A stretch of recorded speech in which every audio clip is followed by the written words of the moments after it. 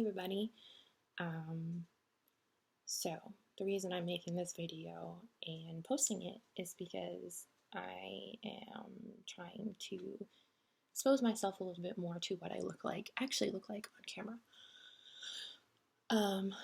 So this is my first shot, and I'm going to talk about my struggle with body dysmorphia and just like self-image in general.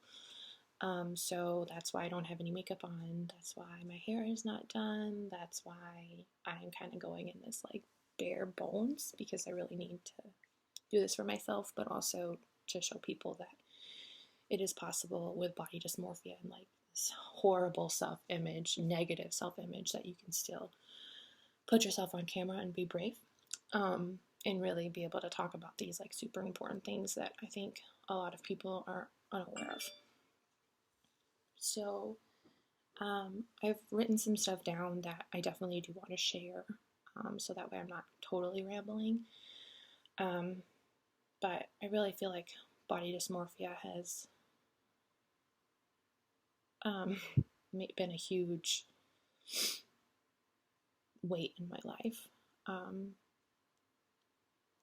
It's been really hard to live every single day when you like cannot stand yourself, when you're literally living in a body that you are like disgusted by, where you look in the mirror and it just like totally puts you off.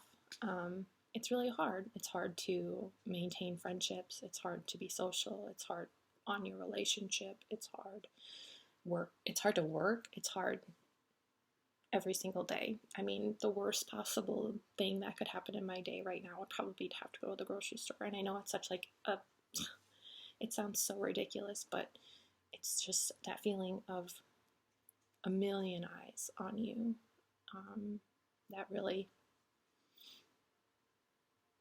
hurts you, and you struggle with all this judgment of all these other people that they don't care about you at all. But anyway, so I really feel like body dysmorphia, at least for me, has been centered around my weight. A lot of people with body dysmorphia really focus on like one particular feature, as in they really don't like their nose, or they really don't like their feet. I mean, it could be their hair, it could be numerous things. But I've actually found that a lot of other people with body dysmorphia have just a general overwhelming disgust for themselves. And it doesn't have to be, any particular body type, but it's just this like overall, you're gross. That's basically how it feels. And you look in the mirror and it's like, ugh. And you have some days where you're like, oh wow, like I look really good or whatever like that. And then you literally walk outside and you see one person looking at you, and it's all over. It ruins your day and it's exhausting. So I feel like for me, in body dysmorphia being linked to my weight, it's really been about like the space that I occupy. So it's really about like spatial awareness and being aware of how my body offends people. And so I feel like the first time I really encountered that was when I was really young. My first memory of like being really aware of like my body offending somebody was when I was in first grade. And I wore these like really tight like little legging pants or whatever, and I wore like the typical like little girl underwear, and I had panty lines, and I was made fun of for it. And I know it sounds kind of trivial now, but these things, they add up over time. I was I grew up a little bit through my adolescence. I developed early, so I developed these bigger hips, and my whole life, I felt bigger than everybody. And so my way to cope with that and to not be made fun of was I wore a windbreaker tied around my waist for years in school, because I felt so different from everybody. I felt like I wasn't skinny enough. I felt like I wasn't pretty enough. I felt like I was gross to people who were around me. And I don't feel like up until, those points that I ever really think about, does my body offend people? Am I the fat girl here? Are people, um, how do people feel about me in the way that I look? Up until then, it was never even a question. Like childhood was like full of people with skin, kids with skin knees and neighborhood pool parties, not this like incessant, overwhelming fear of dread, very like out of body feeling like you're just not happy in the skin that you're in.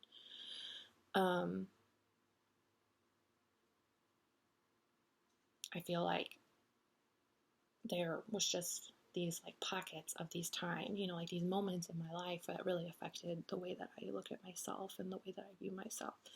And what didn't help was the fact that social media became this huge thing when I was a kid, like when I was growing up and growing into my body.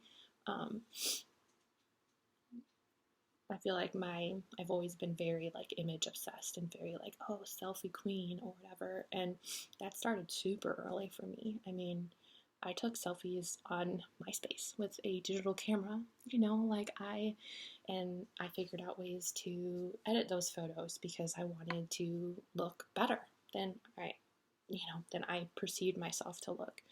And I also had a really good friend who would take pictures all the time, which was awesome, but I was always viewing myself like through this lens, and if I ever saw somebody else take a picture of me or, see my photo in the yearbook, it was just like, oh, is that really what I look like, And then it got worse. Then you started to have like Instagram come up and, all these different filters, and then you had all these apps that as you like go into your 20s and into your late 20s, which is where I am now, surprisingly enough, you have all these apps that you can edit your face. You can make your face slimmer, you can make your legs slimmer, you can make your whole body look completely different if you want to. I mean, they have such distortive qualities, these apps and these filters, that it's super, super detrimental to people with body dysmorphia. Like you don't know what you actually look like. I just figured out that, okay, well, as I was younger, I became really aware of the space that I occupied in reality. And then as I got older, I became obsessed with the space that I occupied on the internet. That was who I was. The person who I was in real life was not actually who I was. And then it started to get that I wasn't just judging myself based on social media presence. I was judging everyone else. And then suddenly it wasn't just my worth that was based on my appearance, it was everyone else's as well. And that's when I really realized that, like, this is sick.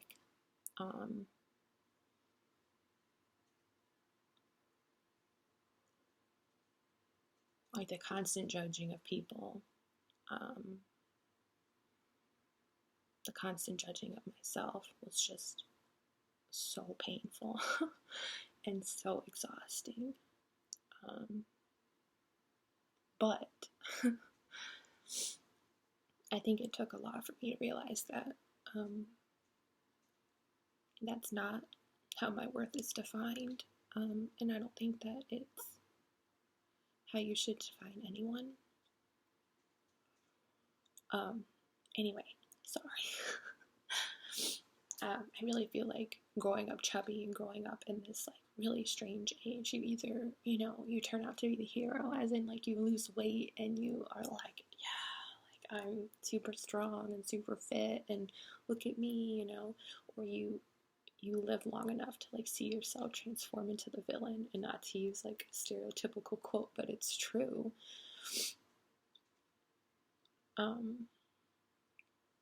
You either become super body positive and you own the way you look, or you lose this weight that you should lose and then you're super fit or whatever, or you become this like obsessive, negative, ugly person.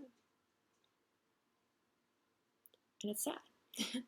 because the whole time, I was trying to like put out this image of this perfect person. In reality, I was so miserable, so very miserable about how the way that I felt. It didn't matter if I was, 50 pounds skinnier. It didn't matter if I was 50 pounds heavier. It was just all out bad. So what I've decided to do to cope with it is do things like this. To kind of put myself out there and be vulnerable, to put myself in more public places, which is extremely hard right now.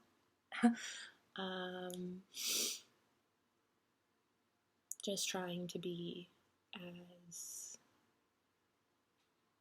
aware of the negative thoughts as I possibly can, being aware of